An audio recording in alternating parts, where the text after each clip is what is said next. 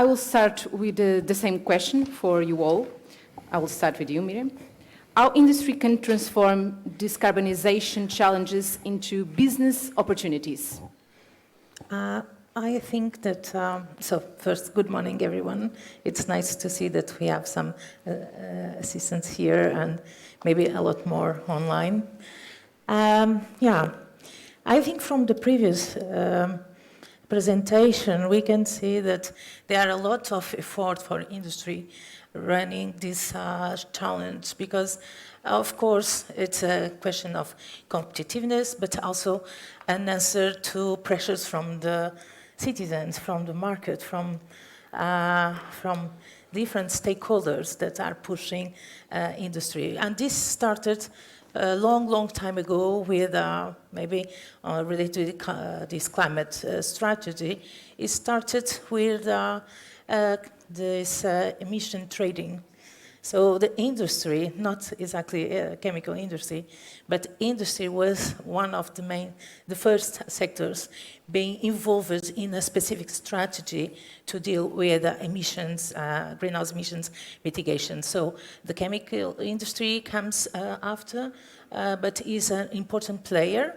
But there are another way that chemical industry is dealing with the problem, and this is involving the community, different stakeholders from community. For instance, we at University of Aveiro, we are involved in this responsible care program from chemical industry, and this is a very nice platform where different parts of community are joined together. We are discussing problems that are addressed, so the awareness from the community about the way chemical industry is performing, and we are pushing under this discussion industry to become more innovative, fighting against these problems, but at the same time linking with the community, involving community on this process. I think this is an important way, a pathway. It's a key point. Diogo. I think Carla, in the previous presentation, has resumed the challenges versus opportunity pretty well. And the biggest challenge actually is balance the economic competitiveness and economic growth with sustainability and the transition to a neutral chemical industry. But I must say that throughout the last years, especially if we go back to the 90s, we see that balance going pretty well. We have seen an increase of capacity production of the chemical industry of around 54%. And at the same time, we were able to reduce our emissions by around 50%, but this compared with and having as a baseline the 1990 emissions.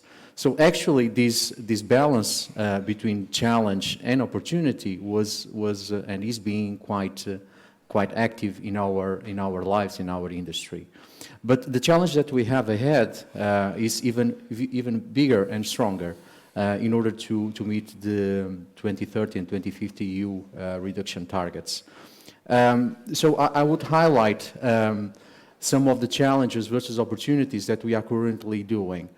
First, the energy transition, and probably that's where we are putting a lot of effort. So converting from very highly reliant on fossil fuels chemical industry to be based on alternative feedstocks such as biomass or recycled materials.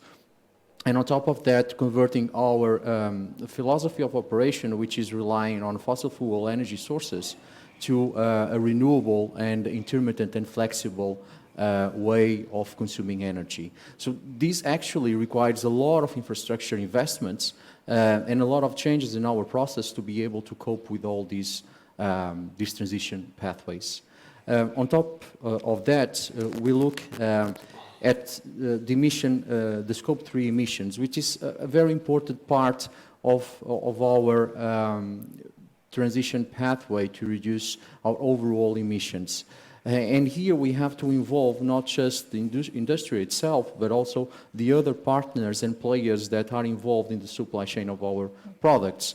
So we really need to reduce the emissions on the way we transport our products, the way we extract our feedstocks, the way we process our feedstocks.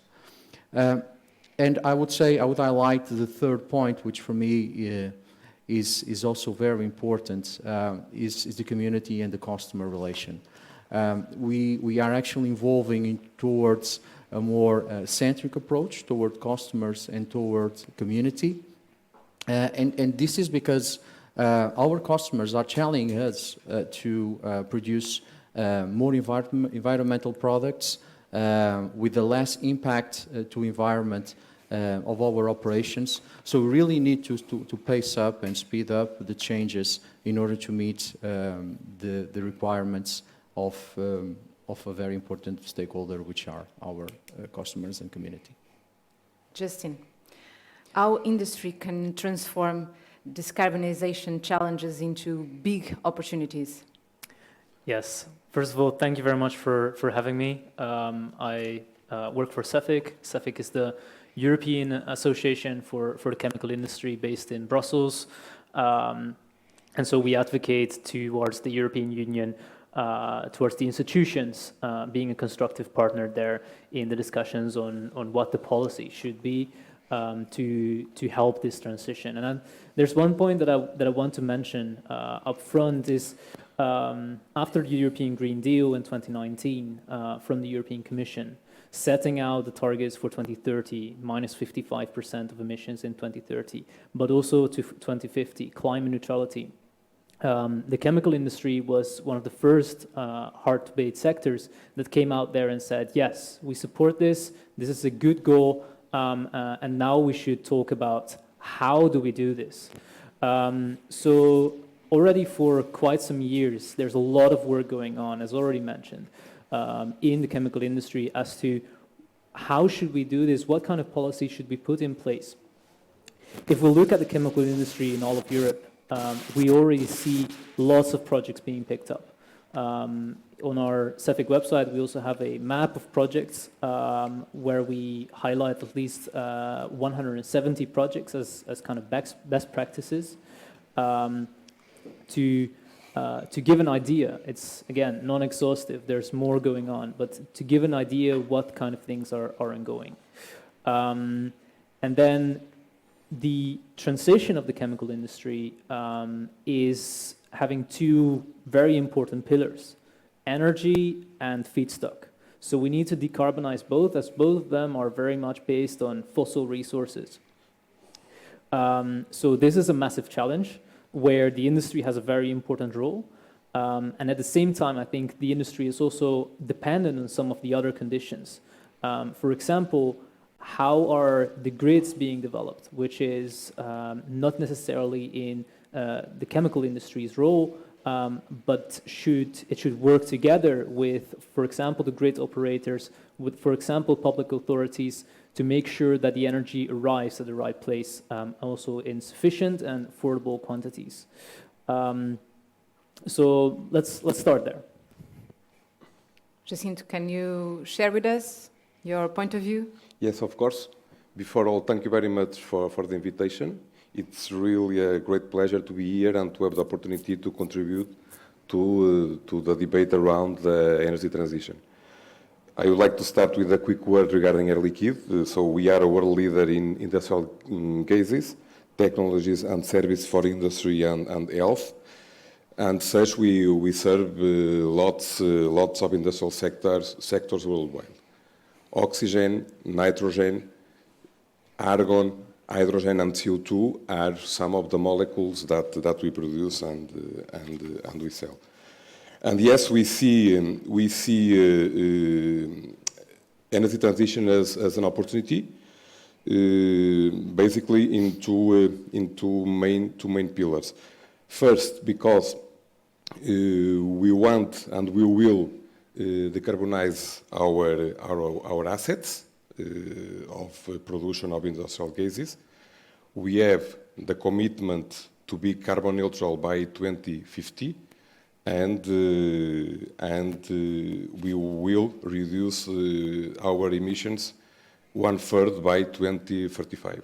And this is, of course, a challenge, but this is also a business opportunity.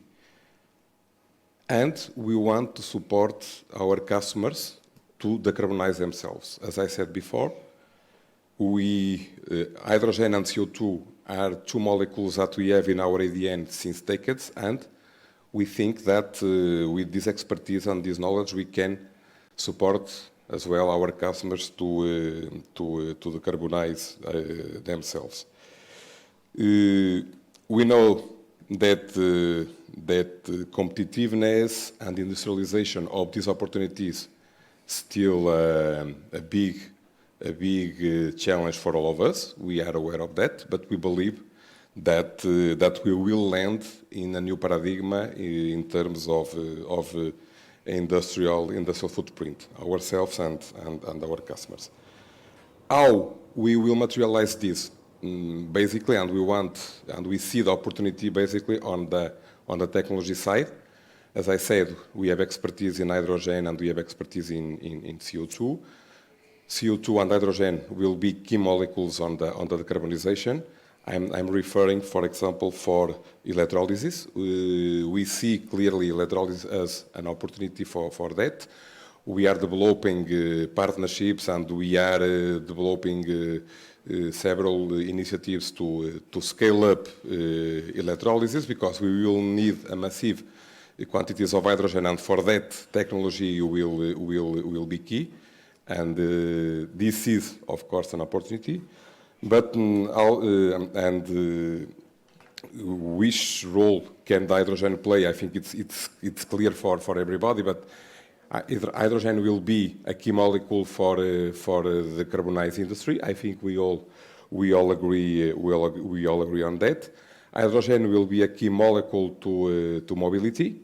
So this will represent a big opportunity as well. And I would like to conclude with CO2 and with a technology that it's not that discussed yet, at least as much as electrolyzers, but the carbon capture, use and sequestration is also, from our point of view, an important vector for decarbonization and represents a big opportunity as well for us and for the industry in terms of business. So, and trying to conclude, lots of opportunities in front of us, and we really see energy transition, of course, as a challenge, but yes, it's a really opportunity for all of us. Thank you for the optimism. Myriam, you talked about the pressures the industry is dealing with. Is the sector facing the biggest challenge of the century? In some way, yes, because, of course, the biggest challenge is electricity's production sector. So energy sector, focus on electricity production is now the big challenge. And the way things are running is that we are focused more in nuclear, so and renewable, of course, but nuclear becomes a kind of part of the strategy even in European Union, and this, of course, represents some risks. And the other part is that industry is an important issue, because industry accounts with more or less 22% of global greenhouse gas emission, apart as transport sector. So we are in the same equation, and I think it's easier to act on the industry sector than in transport sector, because we know where the sources are. We have specific strategies. We are policy, and industry is dealing also with this part on innovation. So it's part of their business to become more innovative, and this will bring some part of the solution.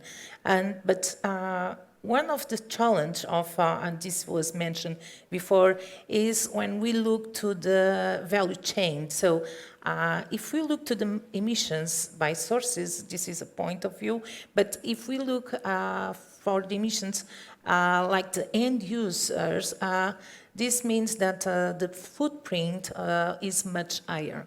So the way markets are evolved means that we have a huge, long chain of players from extraction, transport, and intermediate transformation until the end users, and sometimes this is not so clear. So the driver is always consumers, citizens, because we are looking for industrial products, we are looking for a better quality of life. And in some way, industry needs to play with the supply chain, of course, but also with these downstreams, because it needs to fulfill these regulations, but I think they have, and particularly chemical industry, they have the responsibility also to educate citizens. So, and this education means that we need to look in a different perspective, and we need to fight against consumerism, for instance. So this is a tricky thing, because at the same time we want to reduce consumerism, but we want to produce more. We want to become more independent, but we want to export more. So if we want to export more, because this is good for the country, for the economic development, the others will try to do the same, other countries, other industries. So I think to reduce this long chain from extraction to end users, we need to reduce the steps, and we need to look for our partners in a kind of symbiosis relationship. And again, I will say that in Stareja, we have a very nice example of this industrial symbiosis, because industries are playing together between each other. They are developing based on the connections they have with different streams, with inputs and outputs, and this is also something that we should highlight in this relation. But also, we need maybe a better information for citizens through labeling, using this labeling that states exactly, for instance, what was the chain that the product followed to become to our table or to our house. And you can see this long pathway of intermediate process that accounts with transportation, with intermediate transformation, with electricity. So usually when we say 20% from industry, we can say 20% of our own emissions, citizens' emissions, comes from the products we are using from industry. So we need to reduce these pathways and stay competitive, but at the same time, we need to educate our customers in order to be more friendly, environmental friendly. So I think labeling is a good part, but also change a little bit this relationship in the market. So we cannot grow as much as we want in a limited planet. So this growing process is not exactly the same as developing process. And okay, I will stop here, but we can explore this later. Diogo, you have mentioned a lot of big challenges, but which do you consider the biggest of all? Well, it's difficult for me to just point out one. Actually, I think we are just facing the second biggest revolution after the first industrial revolution. Just to have a sense of proportion, we are talking on an estimate of $300 billion just to shift it, to change all the energy transition assets to renewables. So this is actually a big effort from regulators, from governments, from companies, from investors, from all the stakeholders in society to adopt and to be able to not just invest, but also to adopt different ways of consumption patterns. And going directly to your question, I think the energy transition is really the hardest the hardest challenge. As a chemical industry, we are highly reliant on fossil fuels, not just for energy sources, but as feedstock. So it's not just converting to renewables, it's actually find new feedstocks that enable us to release greenhouse gases through its production. And this is very sensitive because we talk about availability of new resources. For instance, if we talk about biomass, there is no availability, or if we try to explore on an industrial and exhaustive way, we might distort some of the food chains, and this is not sustainable. So the energy transition has to be done on a very balanced way to not unbalance the competitiveness of the industry and the economic growth and the sustainability. So what we are looking at Bondalti is looking at to be more efficient from the energy point of view. Of course, we are investing in renewable power, in new renewable assets that are connected to our factories and to supply the energy that we need. We are sourcing different feedstocks with lower carbon footprint. We are working with our partners, and this is a very important part of the opportunity as well, which is the collaboration. The collaboration with other partners, industrial partners, associations, the communities, in order to, in fact, can cope and overcome all these challenges. Justin, you work for European Council, European Chemical Industry Council, that's it is. What are the best European initiatives to go to climate neutrality, and the worst? The worst is very difficult to say, to be honest. I think, so I already mentioned this, this map of low carbon projects, of 170 projects in all of Europe that are currently going on, which is non-exhaustive. I think looking at the chemical industry from a European perspective, you see lots of differences depending on the region. So for example, in Scandinavia, there's a lot of biomass available. So biomass is there a very good way to replace part of your energy, part of your feedstock as well. Whereas in other areas of Europe, biomass is not so available. So you should look more into, for example, CCU, carbon capture and utilization. Here in Portugal, there's lots of opportunity for renewable electricity and also the production of hydrogen. So I think good practices depend very much on the region where you are. Then also we should talk about carbon capture and storage. I think it was already mentioned by the previous speaker, Carla Pedro, where you see that the sites that are mostly on the coastlines, for example, Rotterdam, Antwerp, there's a big project going on for the capture and storage of that carbon to make sure that industry can quickly reduce emissions that are currently going on. One, because it simply takes a lot of time before you can do the big investment to completely retrofit your site and really bring those emissions down. Those investment cycles are very long, so sometimes it's better to start doing that CCS already now when it is possible. And two, that CCS is also needed to continue abating the emissions that are impossible to abate or incredibly difficult to abate.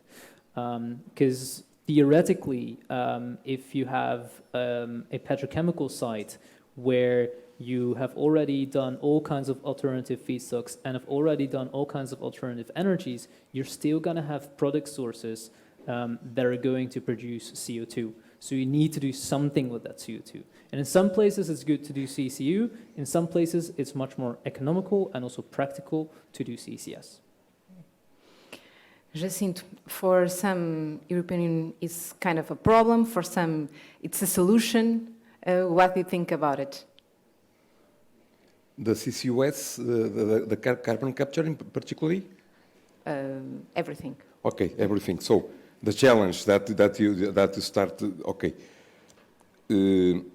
coming back to Susana, I will not use the expression sustainable. It's clear that we need to be smart, we need to be innovative, we need to be the industry of the future.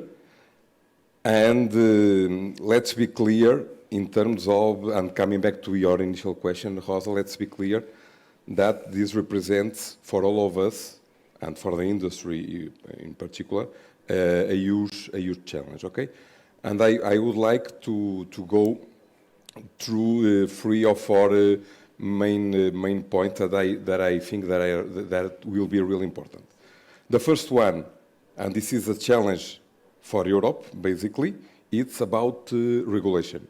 Okay, I will not spend too much time here. I think we all know what we are talking about. We need, and for example, comparing with other geographies, comparing, for example, with the US, where the thing seems to be faster and clear, regulation, it's clearly a challenge for all of us. Okay? The second point that I would like to highlight is about funding, resources, money. I'm talking about public funding, of course, because some of the technologies will need support to take off. Right? So we will need public resources, but we will need, and mainly we're gonna need private funding. Our companies will need a huge amount of resources to put in place and to develop all the projects that we need to become smarter, innovative, and the industry of the future. The fourth pillar that I would like to highlight, and this is for me the favorite one because it's about technology and it's about I feel it closer to me and I feel it closer to my company. We all talk, to give you an example, Rosa, we all talk about hydrogen and about electrolysis and so on, but the technology is not yet there. And we still have a huge challenge on that. I'm going to give you an example. As far as I know, the biggest water electrolysis in place and working today, and I hope I hope I'm not wrong. At least some months ago, this was real. The biggest electrolyzer, it's air liquid electrolyzer that started up 1 year ago. It's a 20 megawatt electrolyzer. And this is nothing in terms of size for the quantities of hydrogen that we're going to need. We are announcing across Europe projects of 200 megawatts. We are announcing projects of 400 megawatts. In Starejo, we are talking about 40 megawatts, for example. And the biggest electrolyzer working today is 20.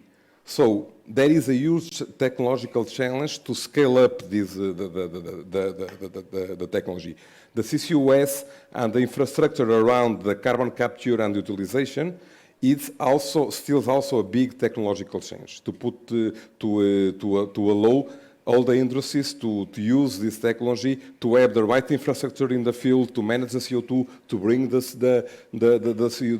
CO2 to offshore. So technology is still a big challenge for all of us. The fourth one is, okay, we told about funding, but someone needs to pay all this, okay? And there is also an important challenge on the end market. We all need to be prepared, and the end markets need to be prepared probably to pay a premium, at least in the beginning of all this process. And I think this still is also a challenge for the decarbonization process. So I was not exhaustive, but I think it's clear that lots of things still going around, and we need to solve to be sure that we have all that we need to go ahead and to arrive where we all want to arrive. Myriam, you are a teacher. Yeah. What should be the role of universities on this path to sustainability? Okay, first of all, universities are very important partners for innovation. So we have the best environment for research and to create in co-creation process solutions for solving these problems, depending on the type of solutions, if they are technological or are just changing mindset. But of course, we have an important role on the education part by training our future professionals on doing their best to collaborate with different parts of society to try to find the best solutions to implement. And we are making a huge effort to try to involve industry on these training programs for master theses or PhD theses. We are working close together with the industrial sector. For instance, we have a PhD program on business innovation where people from the industry can come to University of Aveiro and they can develop their own research trying to figure out how to solve problems, specific problems from their own industry. So this is an important partnership. We are also involved in several collaborative laboratories for innovation that comes from the scientific part, where we put together universities and also this industrial environment in order to fulfill this specific solution. So I think we have a big way in front of us and a lot of challenge, but this co-creation process and this very close collaboration is the issue to solve these problems in a near and even long-term future. Diogo, is Bondalti ready to be a climate knight? Certainly. We are being very active on the transition pathway.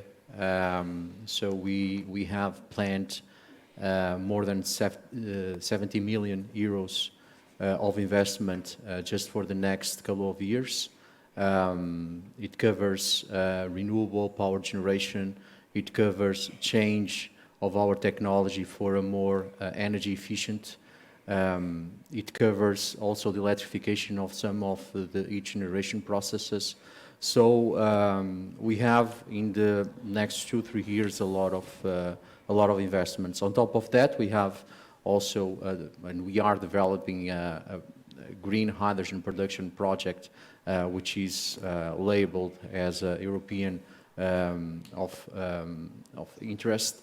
So we are very active in this landscape, not just to decarbonize our operations and to provide our customers and partners low carbon products, but also to enable the Portuguese economy to decarbonize faster and decarbonize better. Just let me point out other actions that we are doing, and these involve actually working with our partners, with associations, where we believe also we have a lot to do, because this decarbonization is not just to Bondalti. We need to decarbonize the whole sector, and as Professor Myriam has mentioned, the customers, the community, the consumers have an important part on this role, and this can only be made by a strict collaboration, by a strict transfer of knowledge between the needs of our consumers and the requirements from the production point of view. And on top of this, we have the regulators where we need to work well in order to balance again the competitiveness and smart future transition. Justin, the European Union could be a climate knight?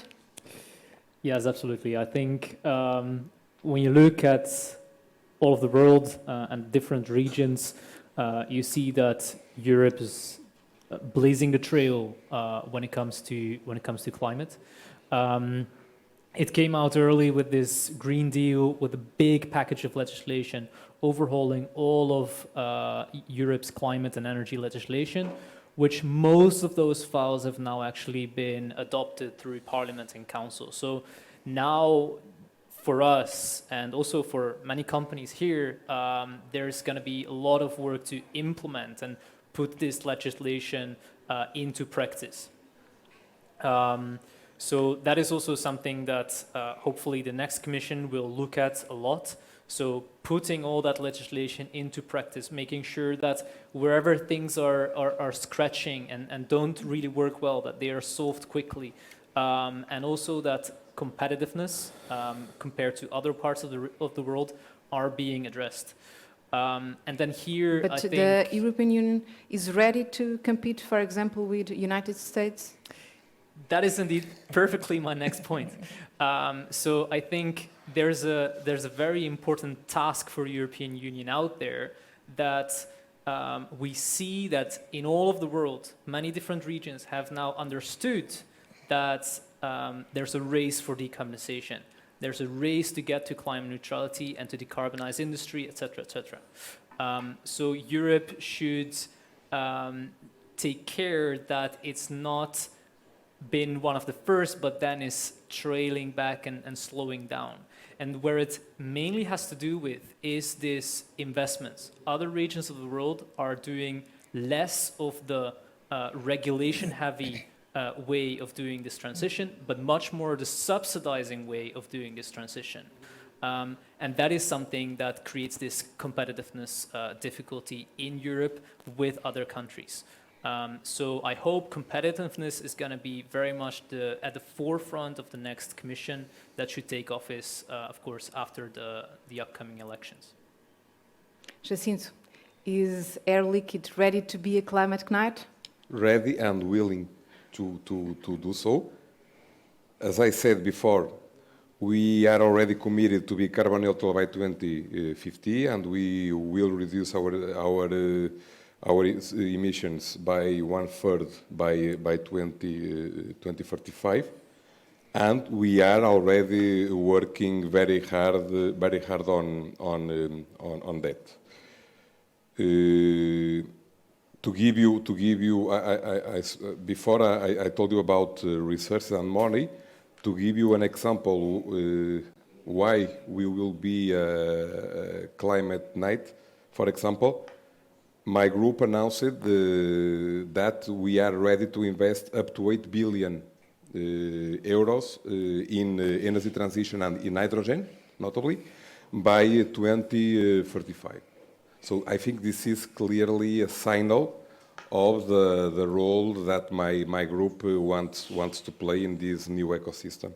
We have announced that we want to have by 2030 around 3 gigawatts of water electrolysis working. This is clearly a message and a signal that we want to have an active role in all this energy transition process. How are we doing that? Not alone, most of the times, and this is something. I think it was Myriam that make a reference to that in terms of the collaboration and the partnerships that we need to find, and I can give you some examples. We already have some projects ongoing in Europe in partnership with some important players as well. For example, in Netherlands, we have a partnership with BSF for carbon capture. It's a project called Kairos. That it's in the innovation fund process, and this is a clear example again of our intent to go ahead in terms of energy transition and how we can do it together with the right partners. In France, we have announced 200 megawatts of electrolysis in Normandy partnering with Total, for example. With Total in France, we are willing to develop a complete infrastructure of hydrogen refueling stations across all the country. So there are lots of things going on that I think clearly show all of us the interest and the commitment of the group to be a climate night. We are out of time, but does anyone have to add anything? Maybe I want to finish with I think we didn't discuss about efficiency. And efficiency is probably the quicker way that we have to reduce emissions, and so I would like to leave also this note regarding this topic, because, and it's also about technology. Okay, if we improve the technologies, we can be more efficient. It's about people as well. We need to invest in people, because efficiency is also an important path that we have to decarbonize our activities. That's an important word. Thank you all. Does anyone have questions for our speakers? No? I have one. Oh, thank you. See if you can hear. We have the micro. Oh, okay. Thank you. Hello, hello? Yes? Yes. 2 years ago, there was this report from Nova Institute about, a view that there will be no virgin oil on the, as feedstock for polymers in 20 or 30 years. And then we saw some companies starting, to announce to be fully circular by 2030, like Covestro. What is the most recent views from the industry about this perspective? Because it changes dramatically. As the production doubles within the next 2 or 3 decades, it will suddenly have no fossil fuels. And the other question is that even some people are saying this will be much faster, because with the cars, shifting to electric, possibly the petrochemical industry will not be sustainable.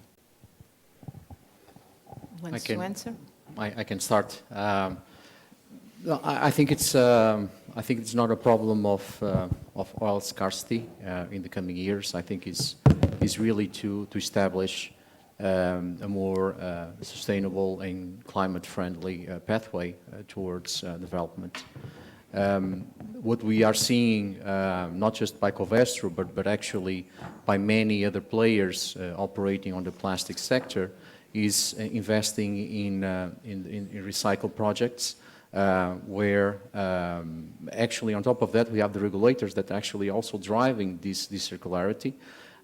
So we believe, and I personally believe, that is the trend in order the companies that operate on the plastic sector can really achieve the climate targets. On top of that, and looking at the opportunity side, doing that circulation of waste towards new feedstock, we see actually a solution to the waste treatment, which today it's a very complicated challenge to treat all the waste that the population produces. And we can actually see here very interesting economic models that the circularity can provide to companies.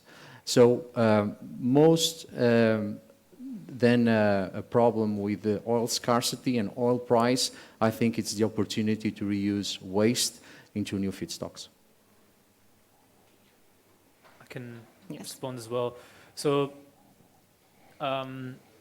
in this transition, I agree. There's a decreasing role of fossil sources, and I think the climate modeling depends very much from one model to the other. as to what the role of fossil resources will be in the future.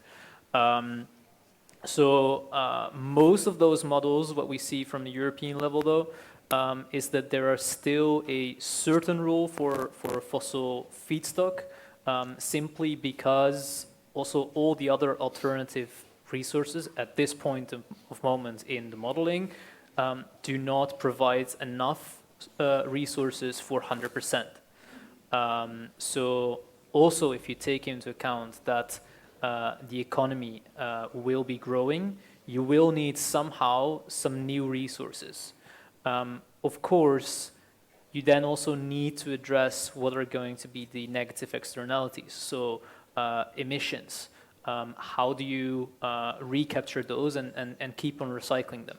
So if you ask me how the chemical industry should look in the future, is very much as a molecule manager, a carbon manager that keeps that carbon molecule in the loop and continue producing helpful products with that same carbon without pushing it to the air. I hope that answers your question. Anyone? Oh, one more question from Susanna. Thank you. Well, very nice panel, so inspiring. And I was thinking, some days ago, I was hearing Paul Pullman, who is the inventor of the triple bottom line concept, stating actually that there is a hole inside of this concept. And he was referring to something that Carla also mentioned very well. We are seeing now a lot of wars, a lot of instability after coming a pandemic crisis. So we are actually sometimes taking some considerations that the world will develop or go through a certain pathway, but suddenly all this disruption occurs. And we have, like United Nations, established the Sustainable Development Goals for 2030, but actually companies and nations are not on track. Actually, industry is not even on track for the net zero commitment of 2030. There are studies that show that there is a major gap between the commitment of net zero of the companies and the actual projections that will lead us into 2050 or something. So my question is, for your analysis and consideration, which kind of industry can we have or should we have in the future after 2030? So we are actually reaching 2030, so we're not on track.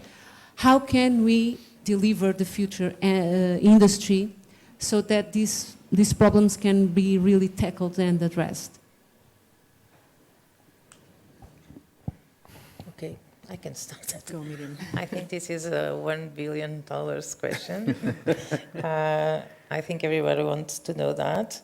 I have some figures from the last report from the European Commission about the performance and how crises help us. So, for instance, industry increase between 1990 increase emissions on 95% between 1990 and 2022.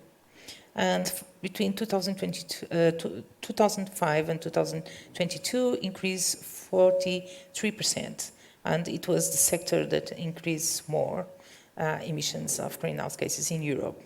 But eventually, between 2001 and 2022, it reduced emissions.